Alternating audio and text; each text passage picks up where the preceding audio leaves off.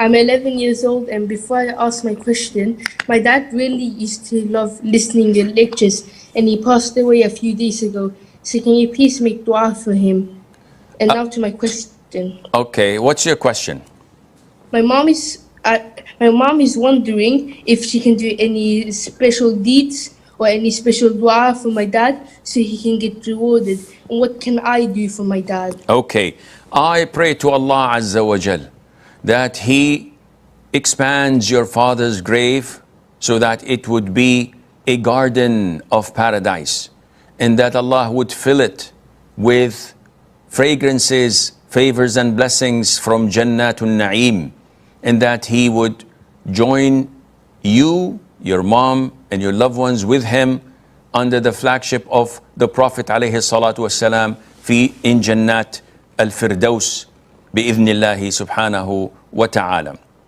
As for your question, akhi, the Prophet alayhi salatu wasalam told us that when an individual dies, all of his good deeds are interrupted, except for beneficial knowledge or a continuous sadaqah or a righteous offspring that would make dua for him.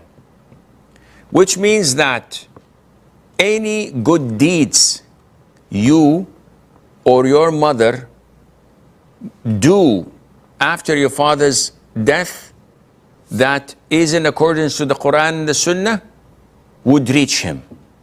And the scholars have listed these good deeds as follows. Number one, dua, which includes general dua. Oh Allah, expand his grave. Oh Allah, ease his questioning. Oh Allah, elevate his level in paradise.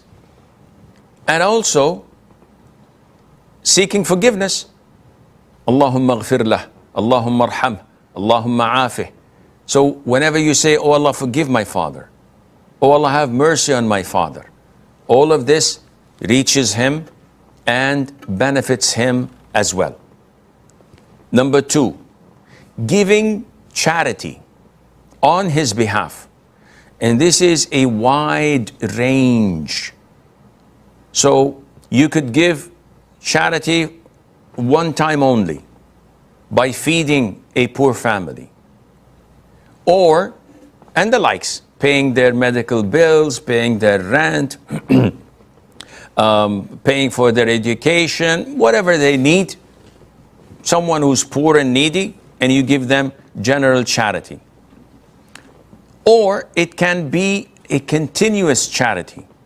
So investing in a water well where people would use that water for irrigation or for drinking when there are no sources of drinking water. Investing it in a masjid, in a school that teaches Qur'an, in printing books or copies of the Qur'an for the purposes of da'wah, in Islamic channels that propagates real, authentic knowledge of Islam, in an orphanage.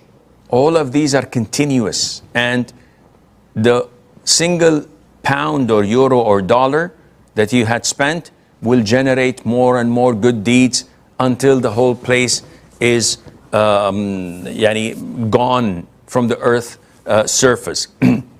Number three, doing umrah. So I performed umrah for myself once in a lifetime, and I can do as many as I wish afterwards and donate the reward to my father, to my mother, to anyone who is deceased, and I would like to benefit them. And likewise, number four, doing Hajj. And Hajj can be done in proxy after I have done my original Hajj. So if I've done my Faridah Hajj once in a lifetime, I can do it afterwards. Or I can give the money to someone to do it in proxy instead of my father, and this would reach him And Allah Azza wa Jal knows best.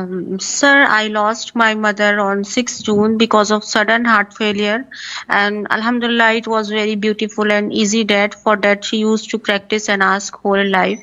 I want you to pray for her maghfirah and for our sabr and strength as well.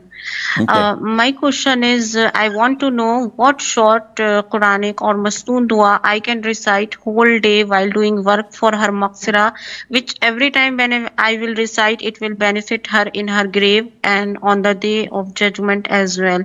Is Rabbi Qfirli wali walidayya would be sufficient or something else?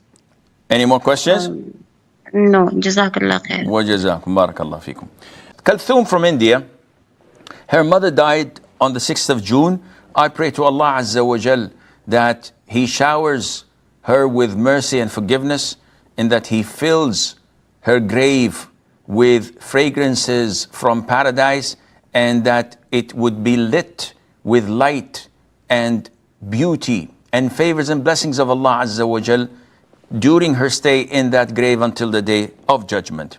She says, what can I recite Qur'an or make dua throughout the day and night so that it would benefit my mother?